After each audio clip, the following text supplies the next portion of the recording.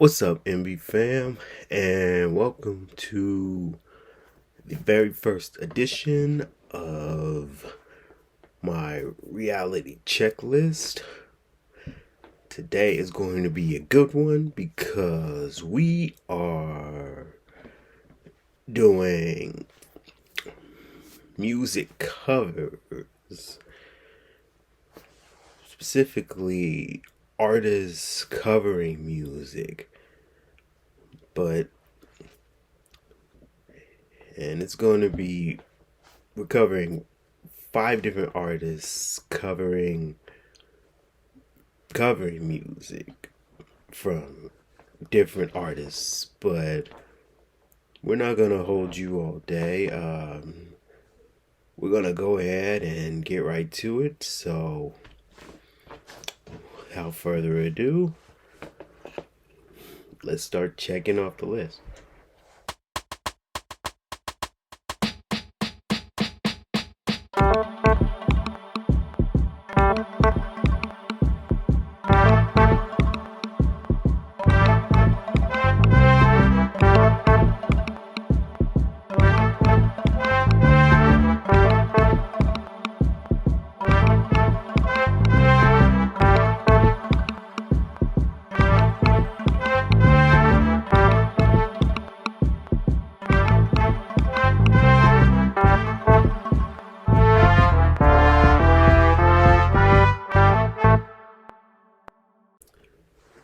Okay, so for those of you who are new to this, and this is a first time thing I'm trying, how we are going to do this is I'm going to read off my little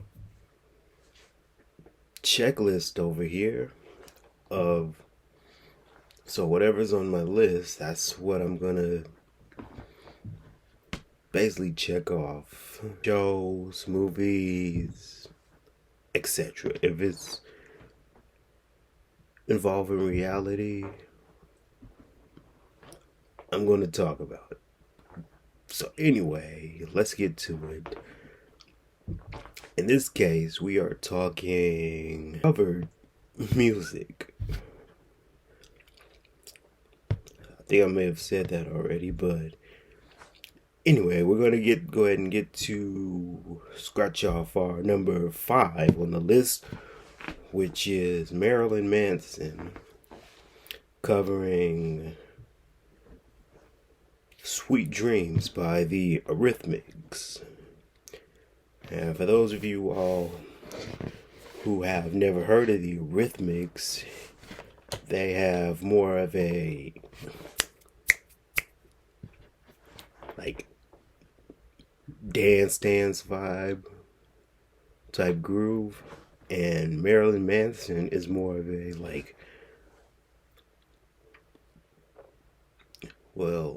Eurythmics is more of a disco type nightclub groove, and Marilyn Manson is more of a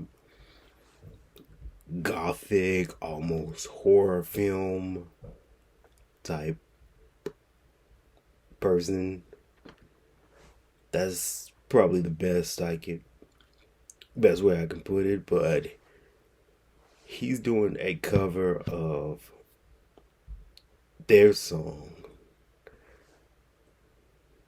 That's the best way I can sample that. But moving on to number 4, we have Nicki Minaj doing Super Freak by the late great Rick James.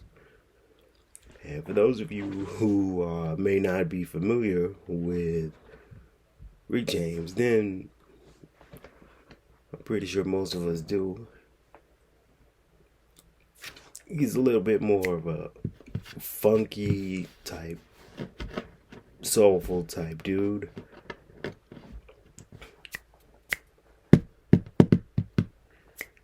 His songs are more like upbeat type dude, and he's done other soulful stuff, including collaborations with Smokey Robinson, etc. And then Nicki Minaj is more rap. She likes to put her own like little spin on things. And also she does collaborations with other people as well. But in her version of Super Freak, she does is more rap than funky. But anyway, before I get ahead, and I probably should have said this earlier, I will not be playing the actual music. If you're new to the channel, I will not be playing any type of music because of copyrights. Good. Yeah, I don't have that much money, but let's go ahead and move on to our number 3, which is Pentatonix featuring Lindsey Sterling doing Radioactive by Imagine Dragons. And for anyone who is, I'm pretty sure most of this generation is pretty familiar with Pentatonix, they sing a cappella, which is no music at all. It's all vocals. But in this specific collaboration is voices and strings, which is makes for a really nice ballad type deal, whereas the actual version, Imagine Dragons, is more of a